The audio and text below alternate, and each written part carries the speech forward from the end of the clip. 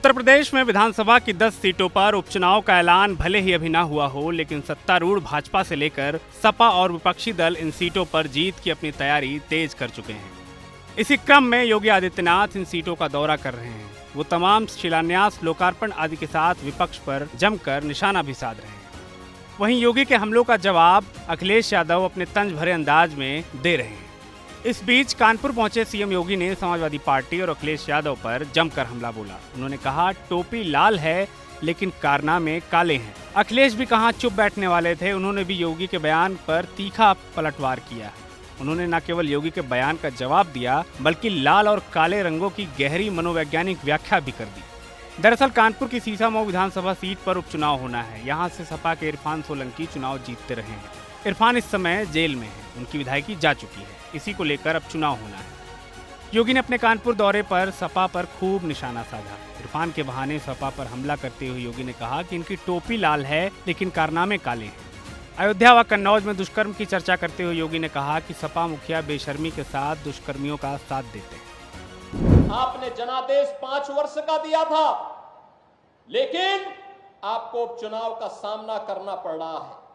यहां का विकास बाधित हुआ है। समाजवादी पार्टी प्रदेश के अंदर अराजकता पैदा करने की अपनी कुत्सित मंशा से आज भी वह कहीं भी जब भी उसको मौका मिलता है उस अवसर को वह जाया नहीं होने देती है।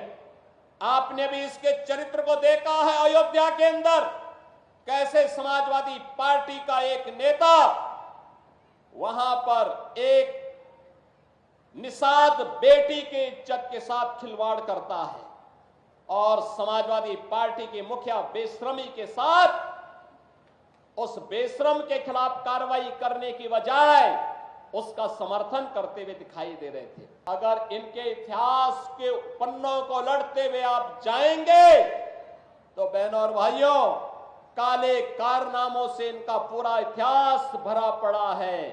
लाल टोपी है लेकिन काले कारनामों के लिए लोग जाने जाते हैं। योगी ने हमला किया तो अखिलेश यादव ने भी जवाब में रंगों का विश्लेषण ही कर दिया। उन्होंने योगी का नाम लिए बगैर एक्स पर एक लंबी पोस्ट लिख दी, जिसमें लिखा कि लाल और काले रंग को देखकर भड़कने के क्या क्या कारण हो सकते हैं। यदि कोई रंग किसी को विशेष रूप से प्रिय लगता है तो इसके विशेष मनोवैज्ञानिक कारण होते हैं, और यदि किसी रंग को देखकर कोई भड़कता है तो उसके भी कुछ नकारात्मक मनोवैज्ञानिक कारण होते हैं। अखिलेश यादव ने लिखा, लाल रंग मिलन का प्रतीक होता है। जिनके जीवन में प्रेम, मिलन, मेल मिलाप का अभाव होता है वो अक्सर इस रंग के प्रति दुर्भावना रखते हैं। अखिलेश ने अपनी लंबी पोस्ट में यह भी लिखा कि जो लोग नकारात्मक विघटन विभाजन की दृष्टि रखते हैं उनके प्रति भी बहुरंगी सद्भाव रखना चाहिए, क्योंकि ये उनका नहीं, उनकी प्रभुत्ववादी एक रंगी संकीर्ण सोच का कुपरिणाम है। ऐसे लोगों के मन हृदय को परिवर्तित करने के लिए बस इतना समझाना होगा कि काले रंग की अंधेरी रात के बाद ही लालिमा ली हुई सुबह का महत्व होता है। यह पारस्परिक रंग संबंध ही जीवन में आशा और उत्साह का संचार करता है। अच्छा बुरा कोई रंग नहीं, नजरिया होता है।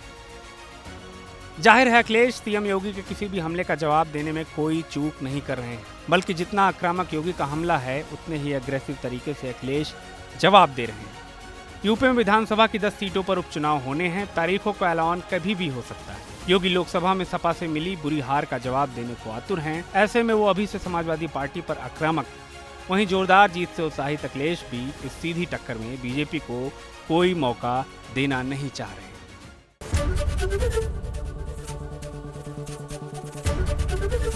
एबीपी गंगा, खबर आपकी, जुबान आपकी।